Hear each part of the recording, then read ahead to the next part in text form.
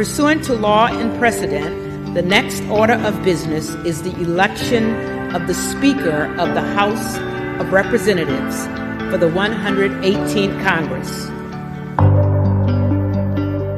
No persons having received a majority of the whole number of votes cast by surname, a speaker has not been elected. Disaster for the Republicans. Just a simple disaster. Even having my favorite president call us and tell us we need to knock this off, I think it actually needs to be reversed. The president needs to tell Kevin McCarthy that, sir, you do not have the votes and it's time to withdraw. Ordinary American is sitting home and saying, what the heck is wrong with these people? You only earn the position of Speaker of the House if you can get the votes. Mr. McCarthy doesn't have the votes today. He will not have the votes tomorrow, and he will not have the votes next week, next month, next year. House Republicans now are on the verge of becoming a total clown show. The Republicans can't govern and don't deserve any gavels whatsoever. You're listening to Facts and Friends. Welcome to this Congratulations, Speaker Santos episode of the Facts and Friends podcast, our season 3 premiere. My name is Tino, and joining me this week is my friend and co-host. Most of you know him as lead art and concept designer for the Trump digital trading cards. It's Judson. Hello, Judson. Man, hi. That's harsh. That might be the worst one I've ever done. The meanest. Those are really badly designed. They were horribly designed. It was like a scammer on Fiverr, but worse. I am not by any stretch of the imagination an artist. You could have done a better job. I could have done a better job. No doubt. My 6-year-old could definitely do a better job. For the grift to be profitable or maximally profitable, you have to cut the overhead as much as possible. So they just didn't have an artist? It might have been a 6-year-old, just not yours. We are very happy to have you join us for this super special episode as we celebrate the biennial early January Republican tradition of taking a huge shit in the people's house. Well, at least this one was metaphorical as opposed to literal. This one was actually metaphorical. The last one wasn't. So we are going to devote a good deal of attention to this year's festivities later in the show, but I think we would be remiss if we didn't start the show by talking about Time Magazine's Person of the Year for 9 straight years and People Magazine's Sexiest Man on Earth for 2022 and the foreseeable future. It's newly elected Congressman, CEO of Goldman Sachs, and Supreme Ruler of Mars, George Santos. Wow, that did not end up where I thought it was going. Where did you think it was going? I don't know, but that is not the name I was expecting at the end of that. Well, he's all of those things, right? Allegedly. So he says. So you say. When Santos is not solving quadruple murders in Idaho or performing life-saving medical procedures on critical NFL players, he could be found chatting up Marjorie Taylor Greene in the House chambers as Kevin McCarthy loses over and over and over and over and over and over and over and over and over and over and over and over and over and over. I stopped counting. Did you get the right number? I don't know if I did. Okay. So just did you see the images of those two together? I did. He looks weird. Does he not look weird to you? He is weird. He obviously he is weird, but like he looks like a serial killer. Do you not get that vibe from him? There's a lot of that on the GOP side of the House of Representatives. Well, yeah, I guess. But I mean, he's either a serial killer or like a face you see on a milk carton. It's one or the other. There's no in between, no gray area with him. So he's either the face you see on the milk carton or the one who puts them on there? Yeah, exactly. Okay. Yep. Okay. All right. For those of you who have been avoiding political news, I can't blame you. George Santos was narrowly elected to a congressional seat on Long Island in New York this past November. He actually flipped that seat. He did. New York was not great for us this Not so year. great. We would still be voting for Speaker if he hadn't, most likely. That's true. After he was elected, certain claims he made as a candidate were found to be, how do you say, outright lies? That is how you say it. Yeah. Okay. Bald-faced falsehoods. Yeah. Bullshit. During the campaign, he pushed this storybook narrative of his life and journey, wherein so many of the details turned out to be completely false, from his being Jewish to the colleges he claimed to attend, to not just the positions he didn't hold, but the companies at which he never actually worked. I mean, if you're going to go all out, right? Oh, he did. He said he'd founded a charity for pets that never existed. Wait, I'm sorry. The pets never existed or the charity never existed? Or is it both? I'm going to go with both, but definitely the charity. Okay. It also turns out he never graduated from any college, and it shows. To get down to the nit and gritty, I'm not a fraud. The nit and gritty. I'm not a criminal who defrauded the entire country. And a lot of people overstate in their resumes or twist a little bit or ingratiate themselves. Okay. Nit and gritty and ingratiate? So maybe he should have gotten a bit of education. A little bit of education is a good thing, turns out. A good thing for him, if he's listening. You and I have planned a little educational piece for the end of the show. So stay tuned, George. Help is on the way. We have? You missed the production meeting again. I did miss the production meeting again. Yeah. Sorry. Okay. We have. Okay. Great. Okay. I'm looking Long forward story to short. So, as for him being Jewish, he told a story on the campaign trail about his grandparents fleeing the Holocaust, and he even made this specific claim in a campaign email. We've got a letter that your campaign sent out earlier this year. As a proud American Jew, I've been to Israel numerous times for educational, business, and leisurely trips. How do you explain that? Yeah. How do you explain that, George? Here's how he answered that question, which was asked, by the way, by former fake Democrat and current Fox News personality, Tulsi Gabbard. This has been the weirdest week. It really has. Anyway, here's his totally exculpatory answer. My heritage is Jewish. I've always identified as Jewish. I was raised a practicing Catholic. I think I've gone through this. I've always joked with friends and circles, even in the campaign, I'd say, guys, I'm Jewish. Remember, I was raised Catholic. So Jewish. Yeah, that doesn't make it okay. It also doesn't jibe with the fact that when he was addressing the Republican Jewish coalition, he said there were only 2 Jews and now there will be 3. Yeah. That's not ish. No, it's not. He didn't say 3-ish. I don't get it. I don't understand why they are allowed to lie with such impunity. I just don't get it. Yeah. The Republican Jewish coalition agrees with us, and he won't be welcome at any of their future events. Well, that's good. He also claimed this past July on Twitter that he'd lost his mother in the 9/11 attacks. Obviously tragic. Tragic, yeah. Happened in 2001. Yep. Only 5 months later to mourn the loss of his mother on December 23rd, 2016. See, it's a very simple explanation for that. Resurrection. I was going to go with 2 moms, which is very progressive for the Republican Party. I think he was referring to the same person. That, or maybe it was like a very long illness caused by 9/11. Okay. Well, I'm glad you're taking his side. I don't know. I can't explain the guy. Don't ask me to do that. Santos also claims he owns 13 properties, or at least he did when he was campaigning. How many properties do you think he actually owns, Judson? I mean, I think it's 0. Let's see what the answer is. Santos also admitted to lying when he claimed that he owned 13 different properties, saying he now resides with his sister, but he's looking to purchase his own place. You know what would have been funnier? What? If he was living with his mom. Yeah, she wasn't actually dead. She's not actually dead this whole time. Breaking news, Judson. He doesn't even have a sister. He does. I'm kidding.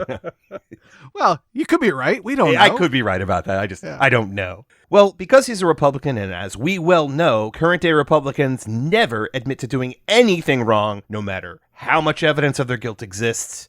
He will not resign. He claims he did nothing wrong, and everyone embellishes. You keep using the word. I don't think it means what you think it means. That's my favorite line. Yeah, everyone embellishes. That's an interesting way to say what he did. He is well beyond embellish. Yeah, oh no, we said it's bullshit. It's bald-faced lies. Right. He's simply making shit up that he thinks will get him votes or whatever it is he's looking for in the moment. It also turns out Santos may have something in common with Matt Gaetz. I mean, apart from the constant lying. Okay. According to Pedro Villarva, who was a teenager when he began dating George Santos, I'll let you draw any connections to Matt Gaetz you'd like to before I go on. He knows a lot of teenagers. Sure. Okay. In need of book money. That's what the lawyers say we can say. Mr. Villarva claimed Santos rarely paid the bills, never went to work, stole his phone, and at one point gave him tickets to Hawaii, only to find out they weren't real. Doesn't he show up at like the airport with a ticket to Hawaii and they're like, yeah, this isn't even a real ticket. It's printed on the back of like a McDonald's menu or something. What does it even look like? How do you not expect to get caught? Or do you just not care that you get caught? All right. Well, I could go on, but okay, I will. Tonight, embattled Congressman-elect George Santos, the Republican from New York, is now the center of a federal investigation by the U.S. Attorney's Office around possible financial irregularities that may have benefited his campaign. That's right. There's now a federal investigation. Well, this is just him becoming a mainstream Republican. You know, I mean, like... You haven't made it until the feds are looking into you. Yeah, he's not on the fringe anymore. He's like right there in the thick of things. That's why MTG wanted to talk to him. He made it. There's also a local investigation in Nassau County, but who's counting? Apparently, we're counting. That's true. Apparently, the feds have some questions about Santos's personal wealth and campaign finance activity. Well, he claims his money comes from his company, the Devolder organization, but he hasn't provided much information about the company or its operations. It all feels more than a little shady, especially in light of what appears to be his history of behavior that really borders on pathological lying. Hugs right up against pathological lying, sort of dips a toe across. And finally, after all of the negative press about fabricating most of his backstory and achievements, on January 4th, just a couple days ago, while Congress was still not picking a speaker, his office sent out a press release claiming he'd been sworn in for the new Congress, which he had not, because no one had. Because no one and was. Wouldn't for over 2 days. That's just a little white lie. You can't ask a guy to just like quit cold turkey. Well, one thing Santos didn't lie about was when he said this. This campaign was never about me. I don't know who his campaign was about or who was even running. 100% correct. Not about George Santos. Exactly. Now, Justin, you had a little something you wanted to share with the class. I feel like I needed a shower after digging into this particular topic. It's disturbing on several levels. So I'm going to share it with everyone. Then we can all take a shower together. Metaphorically, sure. I sound like Matt Gaetz at the Girl Scouts meeting. Metaphorically. So we're going to talk about Andrew Tate. I don't know who that is. Versus Greta Thunberg. Thunberg. I spent time practicing how to say the name and I still almost screwed it up. Greta Thunberg. Greta Thunberg. Greta Thunberg. We're just going to call her Greta. Okay. I'm sure everyone has heard about this particular incident in the last couple of weeks, but I'm also assuming that most of you are luckier than I am and have never heard, like Tino, of Andrew Tate. So I think a bit of background is probably in order for most of our listeners. He's an actual, relatively successful kickboxer with 4 International Sport Kickboxing Association titles to his credit.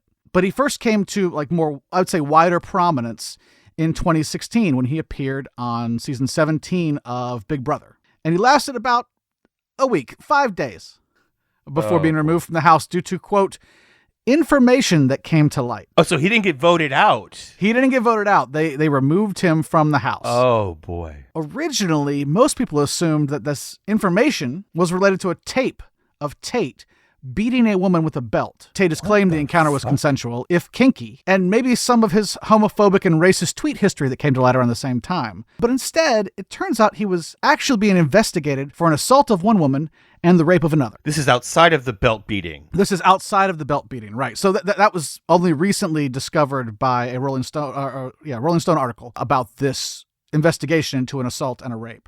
Now, you know what you don't want to do when you're under investigation for rape and assault? Quite a few things come to mind. This is quite a few things.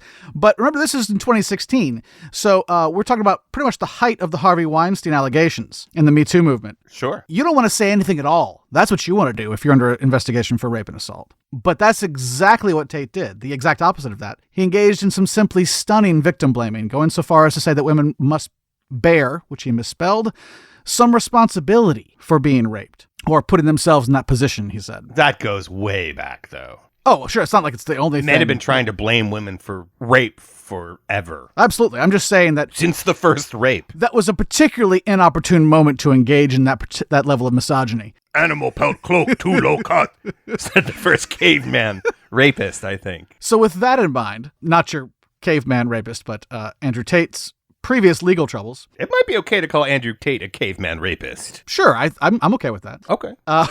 Let's remind everyone, though, why Andrew Tate has been in the news just these last couple of weeks. Sorry, an alleged caveman rapist. Right. He had at least 3 banned Twitter accounts. Oh, wow. And when Elon Musk decided to reinstate at least one of those after his takeover, Tate decided that one of his first actions should be to attack Greta Thunberg by bragging about how bad his cars are for the environment. And he got his balls cut off and handed back to him, metaphorically. The actual tweet he sent out was, "Hello, Greta. I have 33 cars." And he goes on to talk about his Bugatti and his 2 Ferraris, and that's just the start. "Please provide your email address so I can send a complete list of my car collection and their respective enormous emissions." And Greta quote tweeted this to say, "Yes, please do enlighten me. Email me at smalldickenergy@getalife.com." So after Greta metaphorically cut his balls off, he it took about 10 or 11 hours to come up with the most cutting video response that he could think of. "I'm obviously a stranger to online controversies, not something I often do. But now, the mainstream press is commenting on the fact that I was informing Greta that my very extensive car collection with internal combustion engines, which run on dead dinosaurs, have an enormous emission profile. And she replied by telling me her own email address. Greta's email address is, I have small dick energy. Why would that be your own email address, Greta? Strange. I mean, obviously I don't want to assume her gender. It's 50-50, but... He's not funny. He sounds pathetic. Please bring me pizza and make sure that these boxes are not recycled. Like, that's your comeback? So for those who obviously can't see the video or haven't seen the video or never wanted to see the video in the first place, like me, he's sitting there like smoking a cigar. He's sitting in like a silk smoking jacket. This was like the strongest visual presentation he could make of himself, he felt like, right? Oh, hey, Judson. Yeah. Speaking of things about Tate you didn't want to hear, when I heard you were going to talk about him, I found this. And I can make you look classy. Second night you walk past me, I turned the whip around, I had to get you in my backseat. They call me Mr. Plenty. Check the leather on the Bentley. Shout your friends will get friendly. Maybe I could be your sugar daddy, yeah. Cause I'm all about money.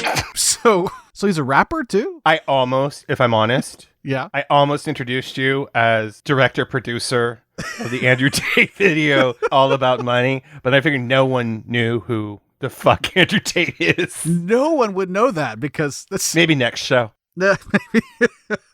Okay, so sorry, you were saying he's in a smoking jacket. Is he smoking? I think he's smoking like a cigar. And he's got pizza boxes in front of him. That's classy. Yeah, very classy. Very strong alpha male energy going on. He's trying to burn her, and he's like Kevin McCarthy level failing. Oh, yeah. I mean, he's just pathetic. That's the weakest response I could have possibly imagined. And it took him half a day to come up with that. I don't think I could have imagined a response that weak. I needed him to say it. My imagination is simply not that powerful. Unexplored levels of pathetic and weakness.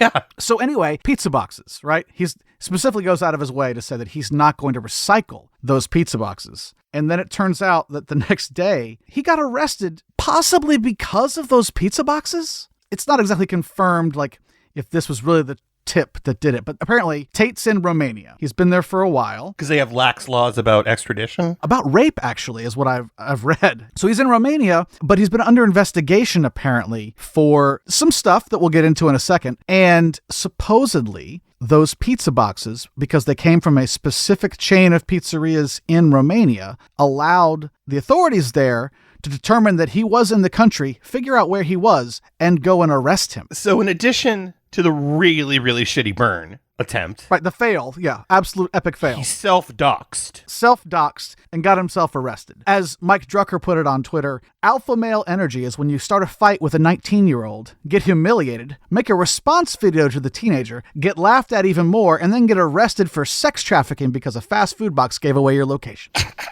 Because that's pretty much what happened if we believe the pizza box story. And Kevin McCarthy was like, hold my beer. And someone on Twitter as well, at Alabama Sharpie, said, "Please God, let Tate's order have been for a small sausage pizza." Low-hanging fruit, but good. Yes. And Greta herself commented, in relation to nothing except, obviously, current events, she said, "This is what happens when you don't recycle your pizza boxes." Well, he was trying, like, it was like a wood panel background or something. Yeah. He was trying to evoke this whole, like, sophisticated gentleman thing. Yeah, and he has these 2 cardboard pizza boxes. Like, he should have had the pizza on, like, a sterling silver tray or something. Cutting it with a knife and fork like Trump would. Right. So Tate was arrested for sex trafficking. What? That's what got him. That was the thing there. The thing he was arrested for is sex trafficking. It wasn't for, like, the worst burn ever on Twitter? It wasn't for the worst fail. Yeah, it wasn't for... Well, he was the victim there, Tino. No. The worst burn comeback, I guess. Oh, I see. Gotcha. Okay. Was Greta, we're not saying her last name. Thunberg. Was she arrested for arson? No. But we should really talk about Tate's real business, where he actually makes money. George Santos doesn't have one of those. Hustlers University, not to be confused with Trump University or the much classier Hustler magazine, where Tate essentially runs, or maybe ran, a pyramid scheme for crypto bros and pickup artists, charging members a subscription fee for his lessons on making money, as well as, quote, male-female interactions, end quote, while offering subscribers to his now defunct associate marketing program commissions for bringing in new members. There's your pyramid scheme. You might be asking yourself, male-female interactions? What? And you'd be right. What he's really been up to is running a webcam studio, along with his brother, and manipulating, gaslighting, extorting, generally abusing women, as many as potentially 75 models working for them by one report, many of whom he claims as his girlfriends, to appear as webcam models and convince lonely Tate fanboys to send them money, making reportedly millions of dollars for the brothers. When he was back on Big Brother, the investigation that got him kicked off of Big Brother UK in 2016, 2 women accused Tate of rape and assault back then. They were 2 of those webcam models that were working for him during that period of time. And now, what he's been arrested for is basically trying to start up the exact same scheme in Romania. The authorities allege the suspects formed an organized crime group in early 2021, quote, with the purpose of recruiting, housing, and exploiting women by forcing them to create pornographic content meant to be seen on specialized websites for a cost, end quote. I don't understand why he went to Romania and didn't just, like, move to D.C. and join the House of Representatives. There's cocaine orgies all over the place there. Not just that, but, like, organized crime, pedophilia, human trafficking, breaking the law. He fit right in. Anyway, he's in jail. I hope he stays there and lives the rest of his life in a Romanian prison. Thank you for your report, Judson. That was very, very enlightening and somewhat disgusting. Yeah, somewhat. I'm going to get that shower now. We will be right back so Judson can shower. But when we get back, we're going to relive the days-long House of Representatives shit show. Maybe we should shower after the shit show. That's a good idea. We'll be right back. This could be the most important minute of your day. We have been through difficult times and face big problems ahead. But every crisis contains both danger and opportunity. You can play your part. Right now. Right now. Please close your eyes. Imagine the better future we could have. Imagine that future. What does it look like for you? For the people you love. How do we lift each other up And make it fair. How do we protect nature? and save our shared home? Picture that future you want. Now open your eyes. It's time to talk about the future we want. A lot of people refer to what went down in the House last week, Judson, as a shit show. I even did it before the break, right? Yeah, I agree. Yeah, for sure. There's a lot of reporters being like S show because they couldn't say it. Oh, sure, right. And then one CNN talking head or a reporter called it a feces festival. And I guess he thought it'd be like a classier way to put it. It's not, for the record. I looked for the audio. I couldn't find it. I think CNN wisely decided it should not be discoverable on the internet.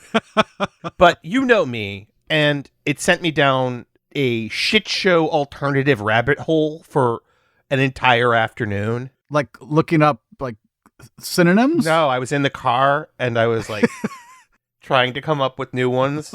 So I came up with a few that I'm sure our audience wants to hear. I'm sure they do. I would like to hear. Okay. How about BM blowout? A BM being a bowel movement. I have 3 kids. I know what a BM blowout is. What about a Code Brown Carnival? But only like, is Carnival in Brazil? Is that? Yeah. Okay. Yeah. Sure. Shiza Shindig. Sure. It's like German hillbilly sort of thing, I guess. Yeah. A Turd-tastic telethon. That I don't think telethons exist anymore. They probably do. Come on. Poo poo pool party? That's Pelosi. It should be Pelosi's poo poo pool. I can't even say it. Poo poo pool party. Fecal flash mob. Okay. Doo doo dookie disco. I think you may have a problem. Yeah, Judson and I probably do. Okay. Well, whichever term you want to use for the election of the Speaker of the House for the 118th Congress, we just witnessed. What a ride. I'm sticking with the classics and going with the shit show still. Okay. Dumpster fire. As most of you know, we just endured a 4-day Hershey squirt hootenanny. Nope. That's a good one. No more. I'm cutting you off. In which the House mostly failed to elect a speaker. It's hard to even pick a place to begin talking about this. I feel like for me, it was as early as like the second ballot where I just said to myself, how did they not get their shit sorted before this vote? It's a fair question. They had months to work it out in private and not act out this civil war of stupidity and incompetence on a world stage. Like, they were crowing about the red wave for months and months before the election even happened, right? Like, surely it might have come up that they were going to have to elect a speaker. Yeah. And when the red wave didn't happen, surely someone thought, oh shit, we need a plan. Yeah. And they just decided, it'll work itself out. It sure as fuck did.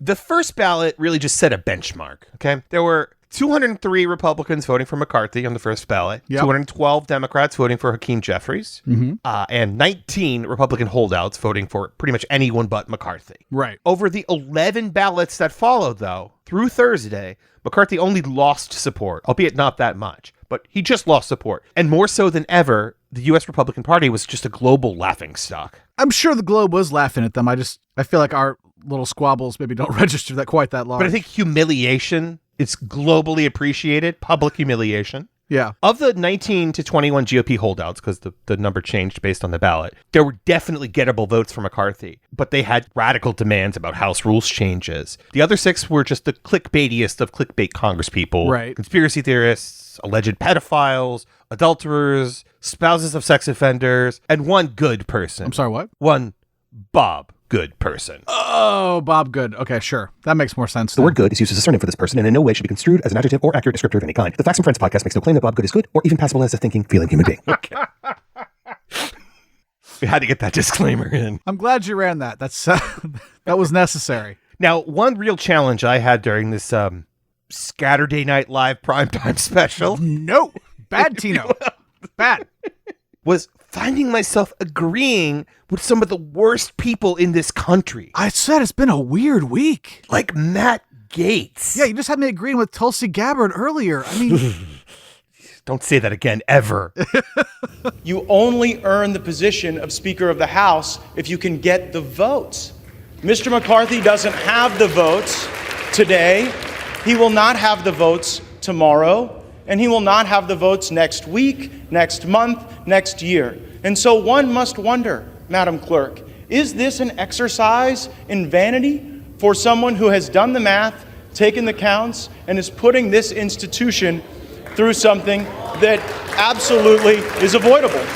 So at the time, I found myself agreeing with a lot of what Gaetz said. Yeah, no, absolutely. It did seem like an exercise in vanity. Of course, none of us should be surprised to ultimately find out Gaetz was full of shit and knew he was lying. Of course. At least about McCarthy never becoming speaker. Right. Like, it was almost certainly an exercise in vanity on the part of McCarthy, but that's just the beginning. It was also a preview of how terrible the Republicans are going to be at governing. Not to say we needed a preview. We've actually seen this show before. But I do think it's going to be worse than ever over the next 2 years. Absolutely. How gross did you feel about supporting some of these Never Kevins, like Lauren Boebert? I think supporting's the wrong word, but I definitely agreeing with. Yeah, it was a weird week. I need another shower. Yeah, but it was sort of like we were agreeing about the desired outcome. Right. Agreeing that Kevin McCarthy should not be speaker, but agreeing on nothing else. And for very different reasons. Yes, very different reasons. They wanted to nominate or elect someone who was part of their, House Freedom Caucus, or someone who was going to simply, as you said, the clickbaitiest of Congress people. So they were looking for someone simply to troll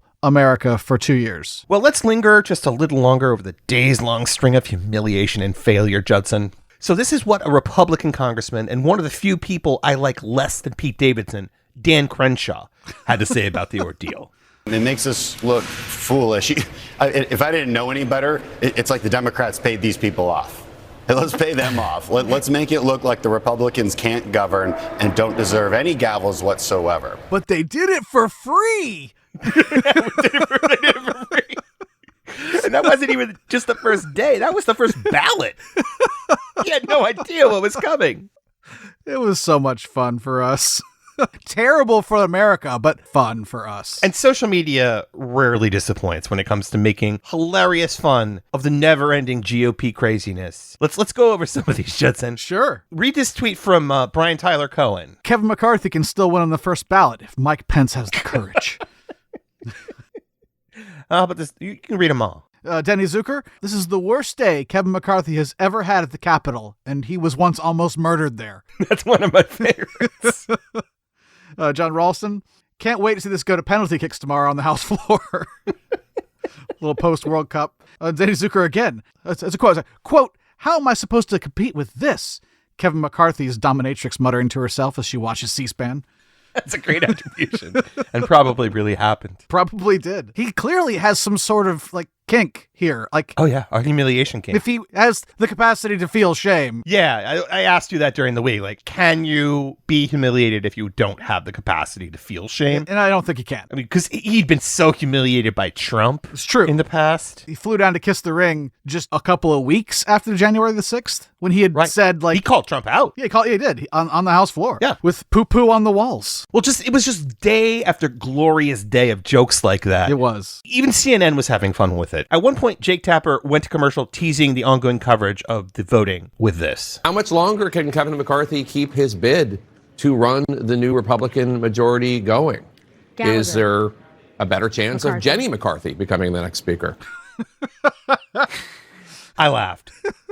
Andrew McCarthy. Andrew McCarthy would make an excellent speaker. Oh, yeah.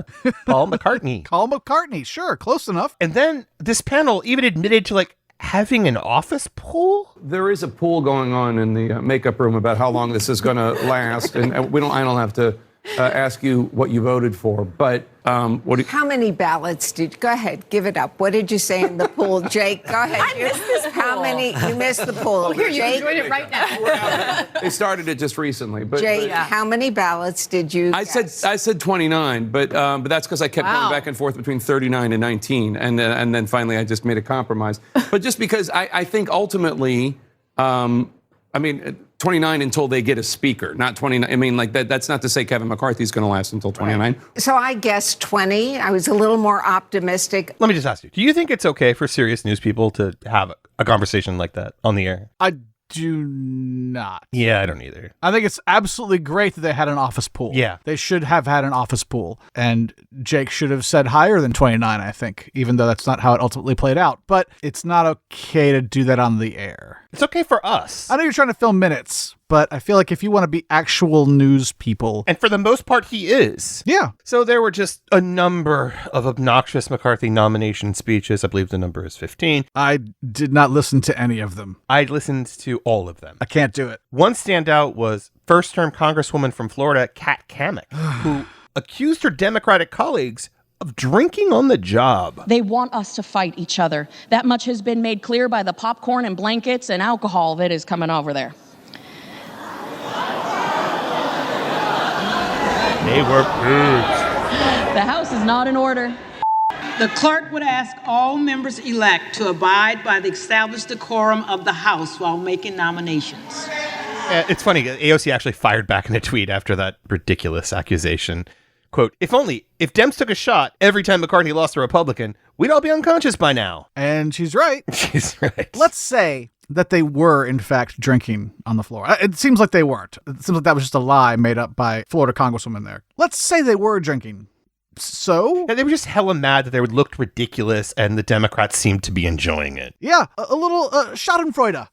Yeah. From the Democrats. And did it matter if the Democrats wanted them to fight? Like, the Democrats weren't doing anything. They were simply watching the show. And Kaepernick wasn't the only congressperson showing her class during this clown fiesta. Troy Nehls of Texas made his debut on CNN as Aaron Burnett interviewed him about the speaker vote. Is your support for McCarthy, there's nothing that can break or shake it at this point? Well, listen, I don't know if you're aware of, young lady, but I am also a member of the House Freedom Caucus. So I am one of those America First patriots. That's disgusting. Young lady. Classy. For the record, she's actually an experienced journalist with decades of experience, and he's also literally 8 years older than she is. She graciously let him finish and then said this. I'll assume when you called me a young lady, it was a compliment. Of course it was. This is my first time on the Clinton News Network. Absolutely. Okay, that I will say was a bit, in my opinion, rude, but I'm glad you're talking to me, and I will treat you with the respect that you deserve. Sure. More than, really. Way more than. Yeah, fuck that guy. I don't understand why they need to be a piece of shit. Like, go out of their way to be a piece of shit. It's zero sum for them. Like everything else, it's transactional and zero sum. If he doesn't belittle her and make her lesser, then he can't be better and greater and more than she is. He has to take her down to prop himself up. That's the way it works in his head. Sad. Yeah. Well, on Friday, much to our dismay, it finally appeared McCarthy made enough concessions to convince 15 of the 21 holdouts to vote for him. After the 13th failed vote revealed some momentum for him, though not enough for him to actually win, the House adjourned until 10 p.m. Friday night. And then it was all over. We knew it was coming, right? We weren't 100% sure, but it felt that way. I mean, and the concessions that we know of are pretty castrating to McCarthy's power. Like at one point, Gates went on some MAGA misinformation outlet and joked about how they'd gotten everything they wanted, that McCarthy had given everything away and there was nothing more to even ask for. Yeah, they said that basically that McCarthy would be speaker in name only. Pretty much. And the House Freedom Caucus would basically be in charge of the House. Look, there are no plans to have Ricky Schroeder's testicles on the show this season. Oh, thank God. I'm sure, Judson, you're happy to hear that. Yep. But let's just say, if we ever wanted to have Kevin McCarthy's testicles on the show, we're going to have to ask Chip Roy. Well, as they reconvened after 10 p.m. Eastern Friday night to cast their votes on the 14th ballot, Kevin wore this smug look of certain victory on his face, and it was wonderful to see it washed away as Matt Gaetz cast this shocking vote that nailed the coffin on McCarthy's chances on that ballot. Just all hell broke loose. Like there was almost a fight. Someone had to be forcibly restrained from punching Matt Gaetz, and he wasn't even the girl's dad. God. Well, that we know of. There could have been multiple reasons he wanted to punch him. And then it went from an adjournment vote to some sudden surprise development that was attributed to a certain former guy who will no doubt take all the credit for McCarthy's speakership. Well, right up until it fails, in which case he'll deny all responsibility at all. Right. And then they'd had the 15th ballot just before midnight. And I remember saying to Judson right before I turned it off, like, just please don't let Kevin McCarthy become speaker before the stroke of midnight, because I just didn't want to see it happen on January 6th. And he didn't. It didn't. It's the little things. All 6 spineless Never Kevins voted present, which led to one of the most hollow victories imaginable for the House GOP and well-known Trump ball washer, Kevin McCarthy. We did it, boys. We got the Speaker of the House in like the most embarrassing circumstances possible. Pizza party at Tate's house. One other great tweet was from Philip Germain. When the votes were done, he said, "We knew Gates wouldn't let this vote reach 18.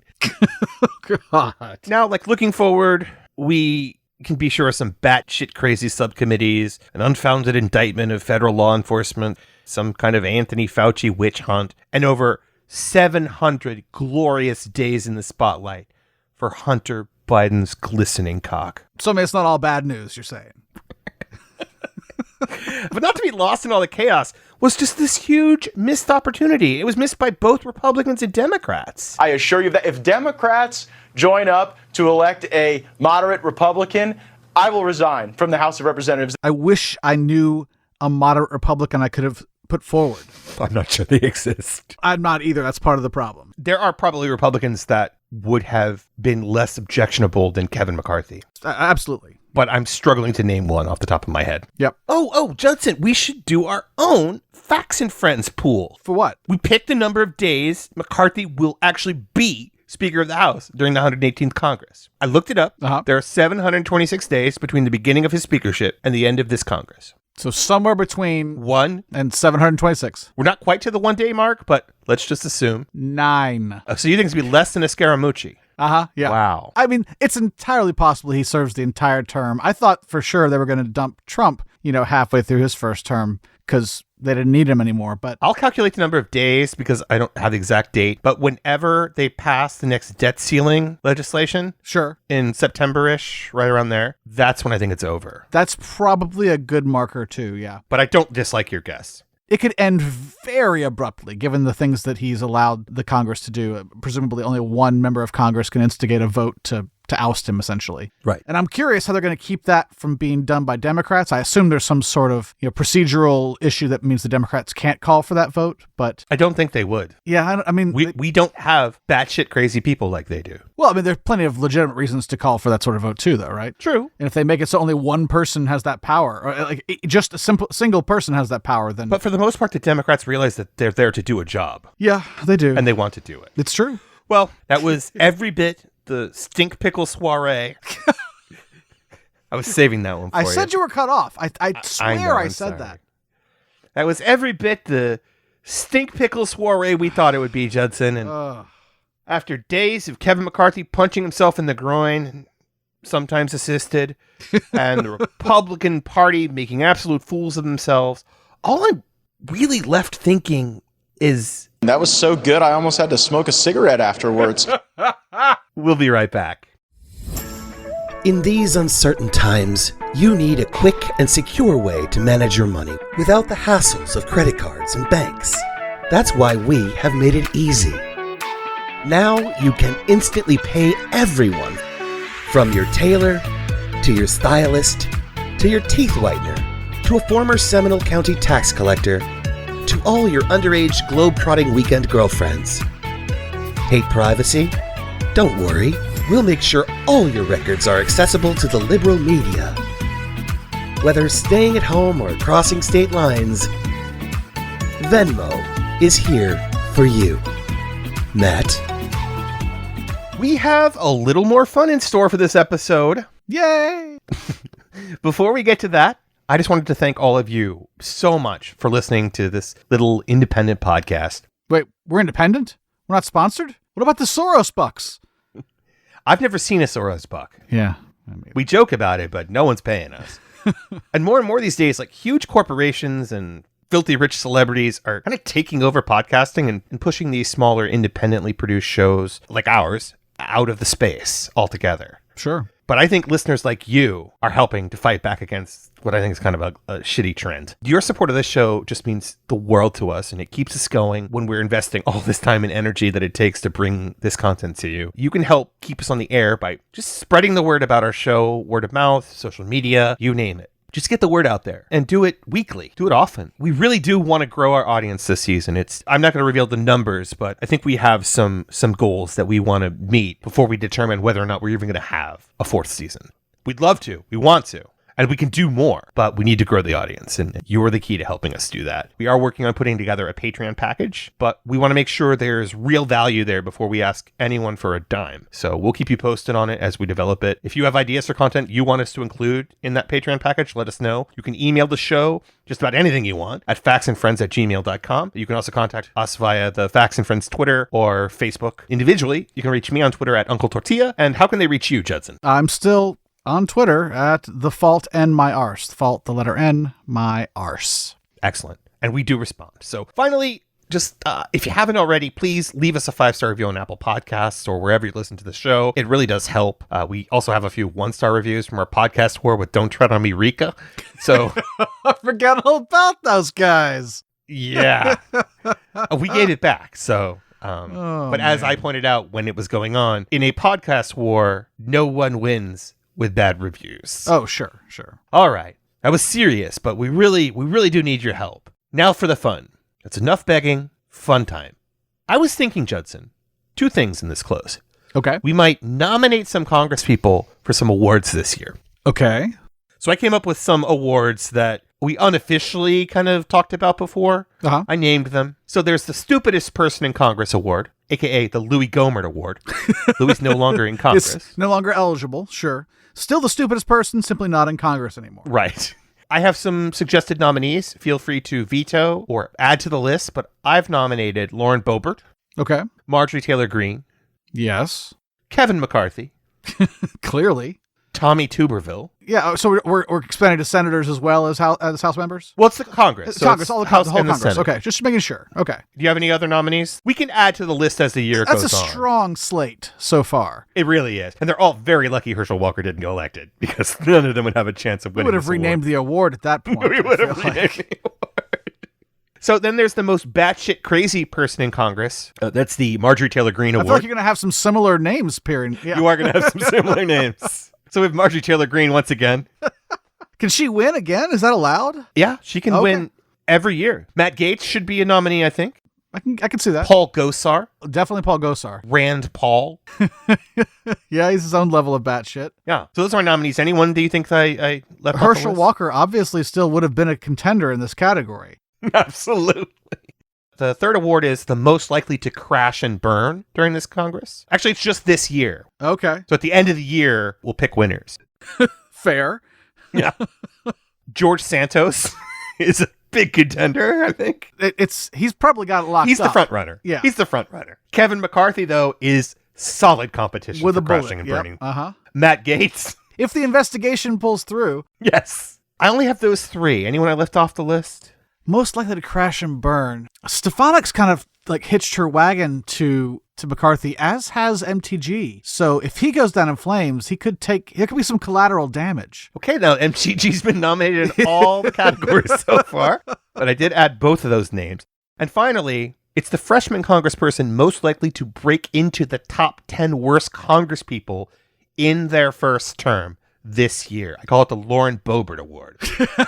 She did jump up to the upper echelons of stupid and terrible. I could have called this the Marjorie Taylor Greene Award as well. You could have. But she already had an award named after her. So once again, George Santos nominated. Yeah, he could. He's less qualified for this one. But did you see him throw the white power sign? I did. Oh, so I mean, there's a chance. He's got a chance. Maybe we should have put him in the batshit crazy person. Should we have a biggest racist? There's too many. The category's too large. That would be a 222-way tie.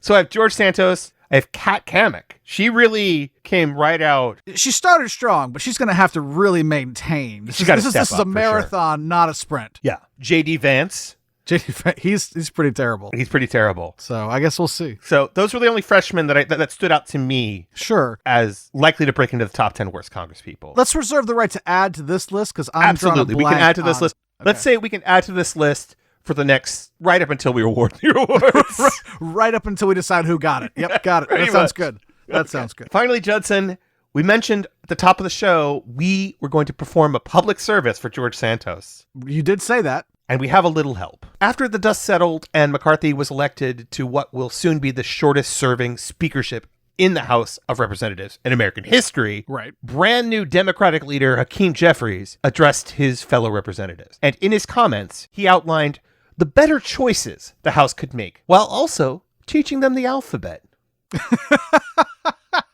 House Democrats will always put American values over autocracy, benevolence over bigotry, the Constitution over the cult, democracy over demagogues, economic opportunity over extremism, freedom over fascism, governing over gaslighting. I'm not going to play the whole clip, but he went through the entire What's the entire alphabet? He's good. It doesn't mean Bob Good. The word good is used as a surname for this person and in no way should be construed as an adjective or accurate descriptor of any kind. The Facts and Friends podcast makes no claim that Bob Good is good or even passable as a thinking, feeling human being. Well, feel free to add any you like. I came up with a few. We had a little outside help as well. I came up with addressing climate change over anti-Semitism. Okay. How about that? That's good. Generosity over gerrymandering. Yeah. How about choo-choos over cuckoos? The choo-choo's like a train. Oh, I got and it. Cuckoos is like as in a coup. Infrastructure over insurrection. That's it right there. Infrastructure over insurrection. There you go. Infrastructure over insurrection. Reproductive rights over right-wing renegade judges. Okay. Truth over tuckums. Almost anything over tuckums, really. Sanity over stink pickle soirees. I was going to go sanity over Hannity. The letters, Judson. I know, but it rhymes. It's not a rhyming thing. It's a letter thing. This isn't about rhyming. Go ahead. Human decency over Hunter's dick. We can have both, right? Do we want both, Judson? I mean, we don't. I guess not. And finally, perhaps my favorite, opportunities over... Oh my. Okay, that's us done with this episode. I think season 3 is off to a great start. Rip roaring, yeah. Thanks again to all of you for listening. Bye, everybody. Take care. We will see you next week to talk about whatever insanity we're all about to experience starting now.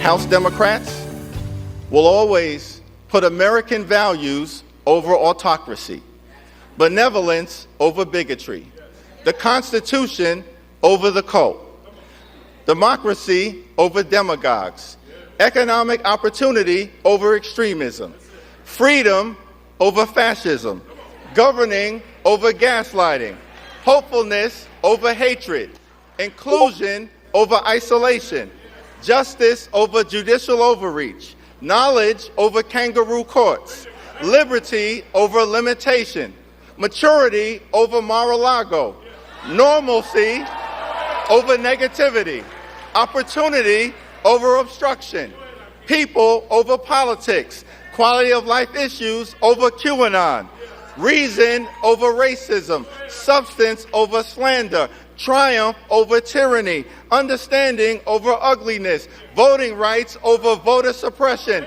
working families over the well-connected, xenial over xenophobia, yes we can over you can't do it, and zealous representation over zero-sum confrontation. We will always do the right thing by the American people.